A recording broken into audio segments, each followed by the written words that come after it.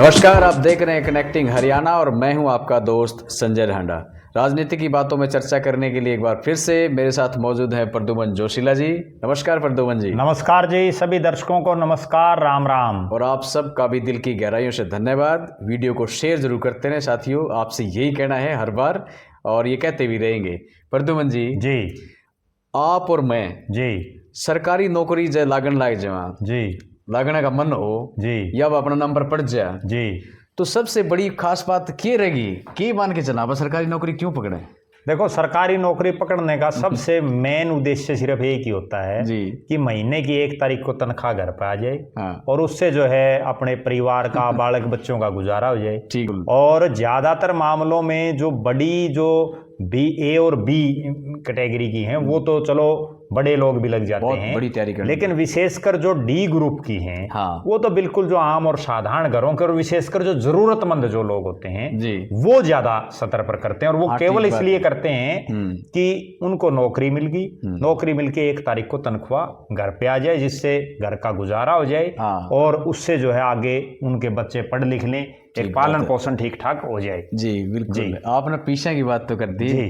लेकिन मैं एक बताऊंगा आपने जी कद ईसा भी होता देखा जी कि नौकरी मिल गई सरकारी, जी बहुत खुशी हुई भाई जी। नौकरी मिल गई। जी लेकिन उस एक बात और देखो, जी। नौकरी लगने के बाद भी आदमी कर्जदार हो गया, वो बता किस दिया तरह? भी शर्म आओ है। अच्छा जी। हाँ, वो नो हो गया जी कि जैसे जो यह बात तो बड़ी गंभीर है, दर्शकों को कान खोल के सुननी हाँ, चाहिए। बिल्कुल बिल्कुल गंभीर भी हंसी की बात भी। और ना केवल खुद सुननी चाहिए, फिर इस वीडियो को ज्यादा से ज्यादा दूसरे लोगों तक भेज के औरों को भी सुनानी चाहिए। बिल्कुल। उसके बाद में चलो भाई आदमी अपना गेस्चर पोस्टर जी। सब कुछ चेंज कर लेता है, बदल बिल्कुल। लेता है ना, रंग ढंग बदल जाते हैं। बिल्कुल। बिल्कुल। और बड़े स्वामणी भी लानी पड़े हैं, बिल्कुल, खर्चा भी शुरू हो जाता है। खर्चा शुरू हो जाता है बिल्कुल। ना।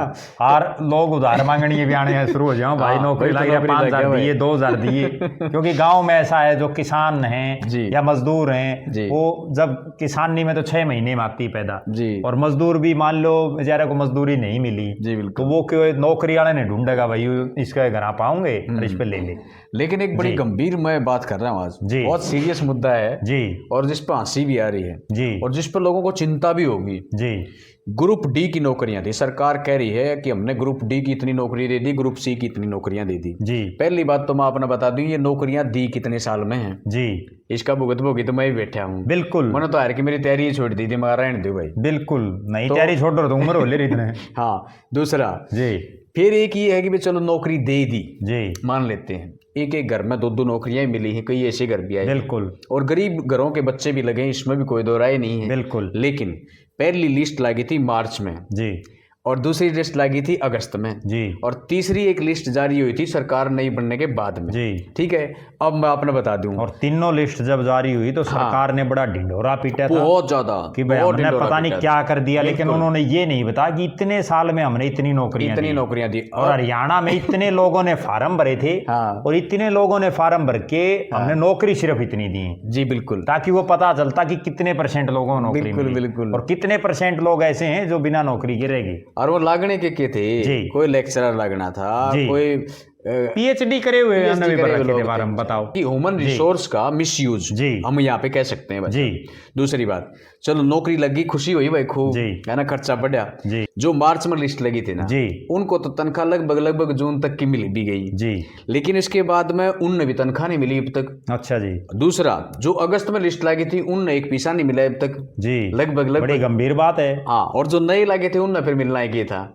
बिल्कुल। और नयन तो फिर कदे स्टेशन मिल लिए, कौन मिले हैं? नहीं, स्टेशन अभी तक लगभग अच्छा। किसी ने नहीं मिला है। अच्छा। हाँ, किसी को कह दिया आप फलाने एसडीएम के पास चले जाओ, एसडीएम ऑफिस में चले पक्का जाओ। काम नहीं बना इतनी। पक्का काम नहीं कह ठीक सकते, है। हालांकि नौकरी पक्की है इसलिए इतना नौकरी हो गया पक्की है, लेकिन वो- पैसा नहीं आया घर में जी। एक भी। तो 8 एक और खास बात हो डांडा साहब, जी। नौकरी भी वह पक्की मानी जाओ जिसमें पहली तनख्वाह घर आ जाओ है। हाँ। जितनी को अठनी चमन्नी घर नहीं आओ ना, इतना वह नौकरी भी पक्की नहीं मानी जाती। अब आप एक बात बताइए, जी आप नौकरी करने लगे कितने, जी 6 महीने जी आपने तनख्वाह नहीं मिले, जी आपका क्या हाल होगा बता दो।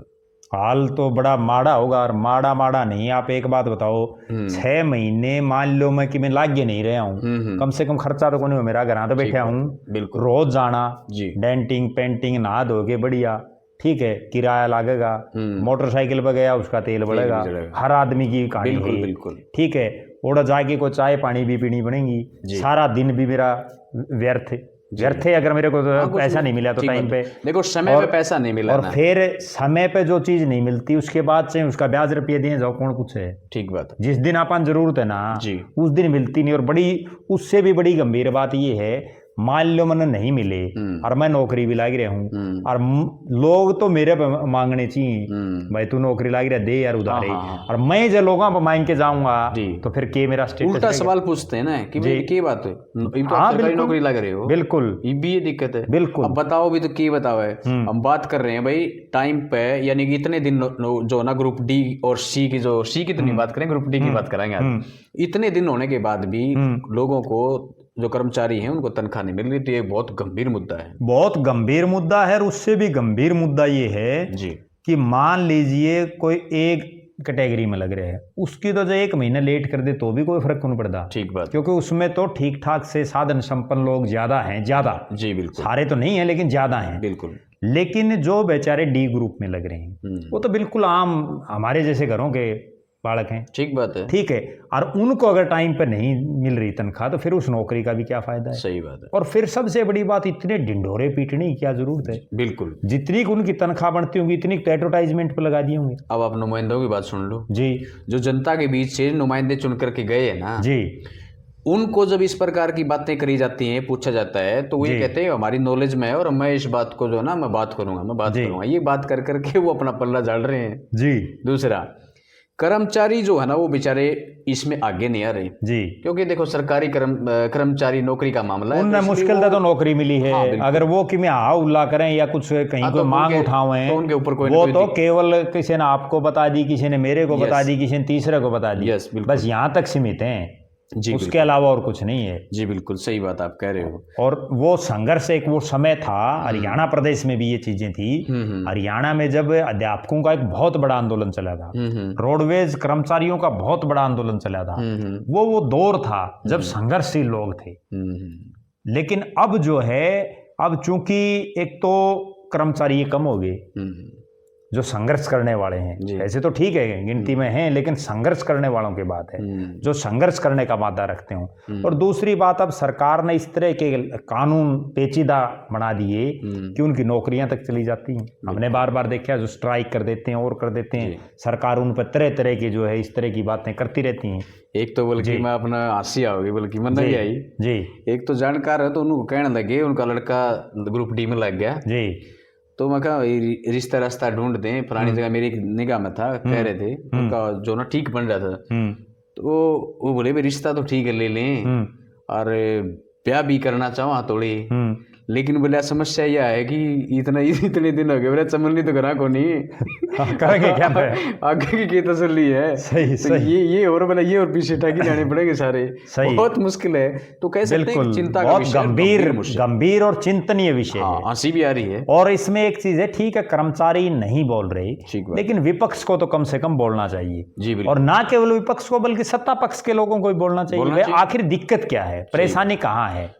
एक तरफ तो प्रदेश के मुख्यमंत्री जी ये कहते हैं कि खजाना लबालब है, पैसे की कोई कमी नहीं है, नौकरियां खूब बताओ कितने जब नायब सैनी साहब या उससे पहले खट्टर साहब लगातार रैलियों में ये बार बार कहते थे कि हमने यहाँ 100 करोड़ भेज दिए, यहाँ 200 करोड़ का ये कर दिया, यहाँ 50 करोड़ का कर दिया, तब वो पैसे कहाँ से आते हैं। ठीक बात है, ठीक है, सही बात। एक तरफ तो आप ये कहते हैं कि पैसे की कमी नहीं है, और दूसरी तरफ अगर इतने कर्मचारियों को और इतनी बड़ी तकलीफें हैं तो कहीं ना कहीं ये दुर्भाग्य मैं इसको कहूंगा कि आखिर ये हमारा हरियाणा किस तरफ जा रहा है। बिल्कुल बिल्कुल सही बात। ना विपक्ष बोल रहा, ना सत्ता पक्ष कुछ कर रहा। ठीक बात। और जो संघर्षशील लोग थे वो भी अब जो है चुप होकर के घर बैठ गए। सही बात है, बिल्कुल जी। एक और खास बात मैं अपना बता दूं, ये जो ग्रुप डी में लगे हैं ना प्रद्युमन जी, ये बेचारे ऑलरेडी किसी न किसी काम में व्यस्त थे, यानी कि कोई ना कोई काम इन्होंने पकड़ रखा था, चाहे उसमें 15,000। उसका कारण भी ये था ना भाई, पिछले कई सालों से नौकरियां लगी नहीं थी, तो वो अलगा तो थोड़ी बैठेगा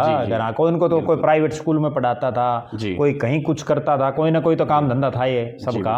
हम यहाँ पर निराश नहीं कर रहे हैं, क्योंकि देखो नौकरी मिल गई एक बहुत बड़ी बात भी है, शेयर आपका सुरक्षित आप इसको कह सकते हैं कि होगी, लेकिन समय पे पैसा ना मिलना ये एक बहुत बड़ी बात है। और कर्जे के अंदर चले जाना, नौकरी मिलने के बाद आप कर्जे में हैं, उधार मांगना पड़ रहा है, सरकार पैसे दे नहीं रही टाइम पर, तो इसका मतलब एक ये गंभीर बात वाकई में है। क्यों प्रद्युमन जी? देखो निश्चित रूप से है। मुझे एक बात नहीं समझ में आ रही, इतनी गंभीर परिस्थिति, सरकार को कोई अपने मंत्रियों विधायकों मंत्रियों की नई गाड़ियां खरीदनी हो तो पैसा आ जाता है। क्यों नहीं खरीदी? गाड़ी खरीदी है। बंगलों में जो है कहीं कुछ रिपेयर करवानी है तो पैसा आ जाता है।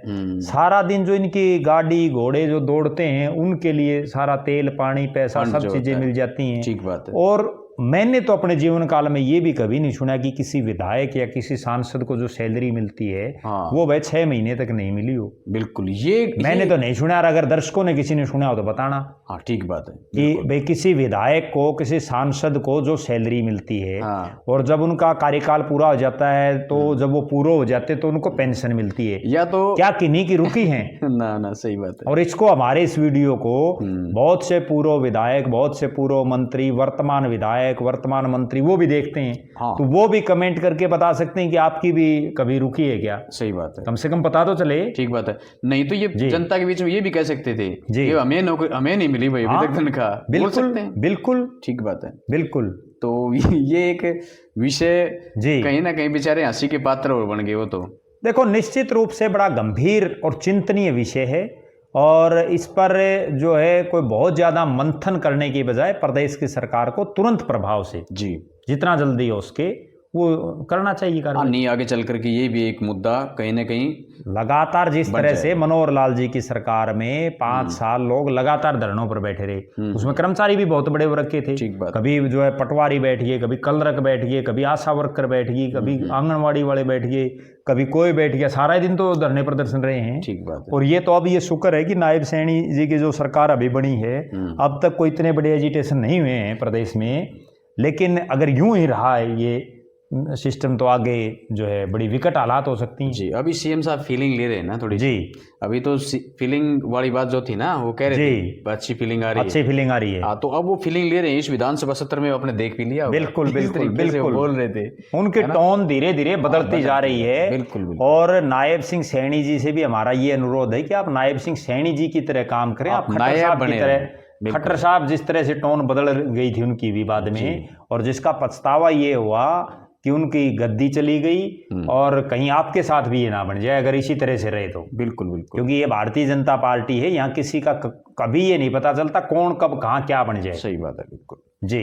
तो ये एक मुद्दा था कि भाई ग्रुप डी के जो कर्मचारी हैं इतने दिन होने के बाद इतनी तैयारियां उन्होंने करी और इसके बाद में जो नौकरी मिली ग्रुप डी की, पहली बात तो ये है कि वो ग्रुप डी के लायक नहीं थे बेचारे। वो बहुत ज़्यादा आगे की नौकरियों तक उनको जाना था, लेकिन मजबूरी एक ऐसी चीज़ होती है, सरकारी नौकरी ही एक ऐसी चीज़ है कि लोग समझते हैं कि इसमें हम सुरक्षित हैं और इसलिए वो कहीं ना कहीं ये सोचते हैं कि ग्रुप डी की पकड़ लें। एक और ख़ास बात मैं बता दूं, आपने एक और भी चीज़ का सामने आई, वो ये आई कि ग्रुप डी के बाद में ग्रुप सी की लिस्ट लगी थी। ग्रुप सी में जिसका सिलेक्शन हो गया ना, तो ग्रुप डी की नौकरी उनको छोड़नी थी। बिल्कुल। अच्छा, जब नौकरी छोड़नी होती है ना तो 1 महीने की जो सैलरी है ना वो छोड़नी पड़ती है कर्मचारी को। तो क्या हुआ कि जैसे ग्रुप सी वाले कर्मचारियों को नौकरी तनख्वाह तो मिली ही नहीं थी, उनको 1 महीने की तनख्वाह एडवांस कैश देनी पड़ी है, पैसे जमा करवानी पड़ी है। ये और मुद्दा है एक जी इसी के बीच में, देखो आप। बिल्कुल ये बड़े इतना गंभीर हैं कि प्रदेश की सरकार को तुरंत प्रभाव से एक्शन लेना चाहिए और तुरंत प्रभाव से करना चाहिए ताकि वो लोग भी अपना ठीक ठाक गुजारा कर सकें। और जो विपक्ष को भी इस मुद्दे को बनाना चाहिए, क्योंकि विपक्ष होता है किस लिए फिर। बिल्कुल। तो दोनों पार्टियों के लिए कहीं ना कहीं कह सकते हैं कि एक मुद्दा किसी पार्टी के खिलाफ ना बन जाए और एक मुद्दा कोई पार्टी इसको बुना सकती है, किसी कर्मचारी का भला हो जाएगा टाइम पर अगर उसको सैलरी मिलती तो। प्रद्युमन जी तो देखो हमने ये तो जरूर सुना था जी पीछे जब HKRN से पहले ठेका प्रथा थी ना, हाँ, तब बहुत बार ऐसा था कि कर्मचारियों को कई महीनों तक तनख्वाहें नहीं मिलती थी। ठीक बात। और वो प्रदर्शन करते रहते थे खूब, आपने भी कवर की होंगी वो चीजें। बिल्कुल। लेकिन अब सरकारी नौकरी लगने के बाद तनख्वाह ना मिलना, ये तो बड़ा मतलब बहुत से लोगों तो जचने वाली बात नहीं है। जी बिल्कुल। लेकिन ये हरियाणा है प्रधान, यहाँ सब कुछ संभव है। यहाँ जहाँ थानों में खादों के लिए लाइन लग सकती है, जी बिल्कुल, तो कुछ भी हो सकता है इस हरियाणा में। ठीक बात है जी। तो आज की वीडियो में इतना ही दोस्तों। जितने भी आप लोग वीडियो देख रहे हैं, आपसे एक रिक्वेस्ट है कि ये वाकई में उन लोगों के लिए या उन कर्मचारियों के लिए है जो कि जिनको इतने दिन नौकरी में होने के बावजूद भी पैसा नहीं मिला है, तो उनके घर बेचारों के कैसे चल रहे हैं। और ये जबकि कहा भी गया है कि बहुत सारे घर ऐसे हैं जिनके पास में 2 जून की रोटी कमाने के लिए बेचारों के पास पैसा नहीं है। ये बात जब ये नौकरियां लगी तो भारतीय जनता पार्टी की सरकार ने बड़े जोर शोर से इन चीजों का प्रचार किया था कि हमने उन घरों में नौकरियां दी हैं जो कोई जो है सब्जी बेचने की रेडी लगा रहा है, कोई गोलगप्पे की रेडी लगा रहा है, कोई मजदूर है, कोई बहुत छोटा मोटा कोई दुकानदार है, और कई कई तो ऐसे हैं जिनके किसी की माँ नहीं, किसी का बाप नहीं है, जो गरीब से गरीब लोग हैं। बात है। तो अब वो क्या मतलब बिना तनख्वाह के ही अमीर बन गई? नहीं, सही बात है। कहीं ना कहीं अब आपको इस चीज पर भी एक विचार करना चाहिए कि उनके भले ही आपने नौकरी दे दी हो, लेकिन उनके घरों में तो आज भी वही अंधेरा है। बिल्कुल, ये दिवाली उनकी वो गई है, काली दिवाली बन गई। बिल्कुल बिल्कुल निश्चित, पैसे के अभाव, वरना तो होता ये था, हमने तो हर बार ये चीज देखी है कि सरकार दिवाली पर कर्मचारियों को बोनस देती है और कर्मचारियों को तनख्वाह पहले दे देती है। पहले बिल्कुल सही बात। जिस डे पर देती है, पेंशनरों को भी और जो कर्मचारियों को है उनको पहले तनख्वाह देती है। ठीक बात है, दिवाली के दिन से। बिल्कुल। तो ग्रुप डी के जितने भी जो, और कई बार तो ऐसा भी देखा हमने जी, मान लीजिए दिवाली है 29 अक्टूबर की, सैलरी तो 1 नवंबर को आनी है। हाँ। लेकिन सरकारें ऐसी करती कि 29 की बजाय 27 अक्टूबर को, जो 1 तारीख को जो सैलरी डलनी होती है, वो 27 अक्टूबर को डालते हैं, ताकि ये लोग अपनी दिवाली अच्छे से मना सकें। ठीक बात है, बहुत अच्छी बात है। लेकिन यहाँ तो काली दिवाली है। जी बिल्कुल। तो ये कहीं ना कहीं हो सकता है दोस्तों बहुत गंभीर विषय है, और ये राजनीतिक मुद्दा इसलिए बन गया क्योंकि राजनीति, जो राजनेता हैं या चाहे सत्ता पक्ष की बात कर लें, सरकार ने सरकारी नौकरी दे दी, अच्छी बात है, और बहुत सारे गरीब लोगों को मिली हैं, ज़रूरतमंदों को मिली हैं। खर्ची और पर्ची का जिक्र भी बहुत सरकार ने किया है, गुणगान किया है, और अब भी कर रहे हैं। और प्रधानमंत्री तक भी इस रैली में, अपनी रैली में इस बात का जिक्र करके गए थे। लेकिन टाइम पर सैलरी ना मिलना, ये कहीं ना कहीं प्रधानमंत्री नहीं, बीजेपी की हर रैली में इस खर्ची पर्ची का जिक्र होता है। बिल्कुल, हर रैली में ये जिक्र, और जो सरकार आई है उसमें भी एक बड़ा योगदान इस चीज का है, बहुत बड़ा योगदान। कांग्रेस के जो प्रत्याशी थे वो कुछ और भाषा बोल रहे थे और भारतीय जनता पार्टी के प्रत्याशी कुछ और बोल रहे थे। जी बिल्कुल, जिसकी वजह से लोगों ने बीजेपी वालों को ज्यादा प्रेफरेंस दी। जी बिल्कुल। तो आप भी वीडियो को बहुत ज़्यादा शेयर करें अपने दोस्तों के साथ में, रिश्तेदारों के साथ में, ताकि समस्या का हल हो सके। हमारा मुद्दा यही था, इस पर ना हंसने हंसाने की बात है दोस्तों, इसका मोटिव हमारा यही है कि भाई कर्मचारियों को टाइम पे तनख्वाह मिल जाए, तो ये एक समस्या का समाधान हो जाता है हमारी वीडियो से, तो ये बहुत बड़ा काम हम समझेंगे इस बात के माध्यम से। आज की वीडियो में इतना ही, फिर मिलेंगे एक नई वीडियो में और एक नए विषय के साथ। तब तक के लिए मैं संजय ढांडा और प्रद्युमन जी आपसे लेते हैं अनुमति। सभी को राम राम।